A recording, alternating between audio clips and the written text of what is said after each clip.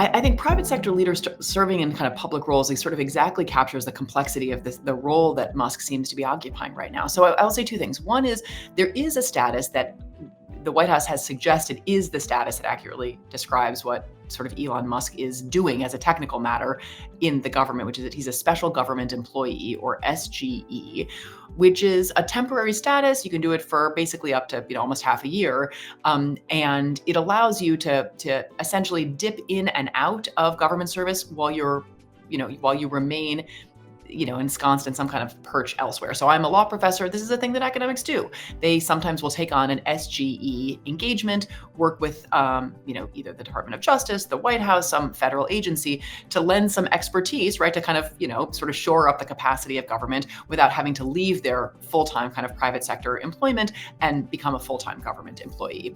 And many, although not all, of the ordinary conflict of interest requirements that attach to service in the federal government do apply to special government employees. So, there's a difference. So, for example, you are supposed to file an actual financial disclosure report, but it's a confidential report if you're a special government employee rather than a report that can become public if you're a federal government employee. So, like if you're a White House employee, like full-time, then you do have to file one of these. It's called a 278 form, but it's a different form if you're a special government employee.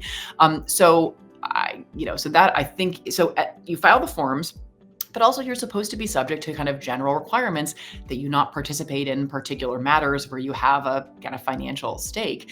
A robust ethics program would essentially involve review for potential conflicts of any activity that either an employee, but even a special government employee is engaging in. And we just, there has been such a decimation of so many of the kind of workers who actually enforce the government ethics program. So President Trump fired the head of the Office of Government Ethics.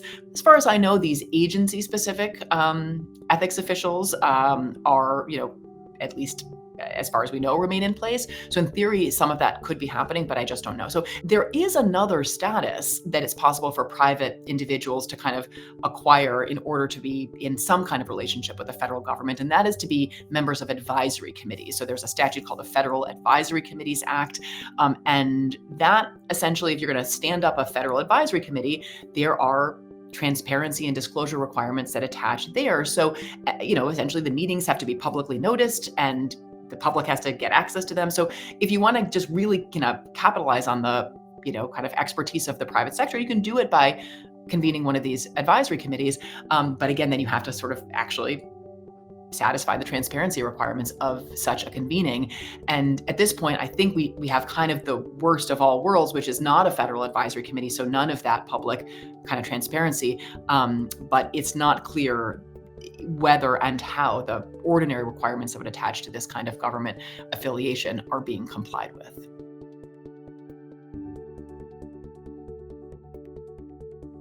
Courts are fundamentally reactive, right? So, and they can act quickly, and in some instances they have sought to issue these preliminary orders, temporary restraining orders, essentially barring some of these, really dramatic moves from being immediately implemented, right? Like these kind of total funding stoppages, or directives to relocate for employees, things like that. So we have seen courts seek to pause at least the full kind of realization of some of this like disruptive vision.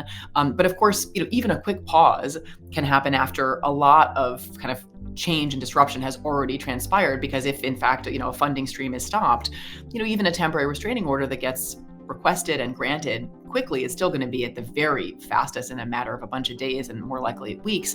And if we're talking about things like, critical food supplies and medicine and things like that, a TRO that lifts a freeze may come too late to actually make accessible food and medicine that, are in warehouses and spoiling in some instances. And, that also, I think, is true about directives to kind of relocate from the field, which we have seen with a number of USAID employees. Well, even if a court sort of says that there were legal flaws in a directive that went out to essentially leave a post and begin moving back home, say if you're working abroad, it may come after, sort of packing and moving decisions have been made. So now that's not at all to suggest that there's no utility in these lawsuits, and some of them have been successful in convincing courts that there are fundamental legal flaws in some of the way that this kind of government overhaul mission is being pursued. But it's going to be sort of ex post back end relief. And right now it's only preliminary relief. So we're going to have to see how much of it actually survives appellate review. I think, again, there is the sort of the moving quickly and potentially playing fast and loose with legal requirements, I think is resulting in a lot of initial rulings against the administration. But it is possible that, and we saw some version of this in the first Trump administration, that similar efforts will be undertaken, but more fully kind of legally vetted and maybe sort of slower and more gradual. And those will be more likely to withstand challenges. And so ultimately, many of the kind of, if the sort of overarching goals are shrinking some of these agencies, really reducing their footprints and their mandates, that might be achievable, even if not immediately.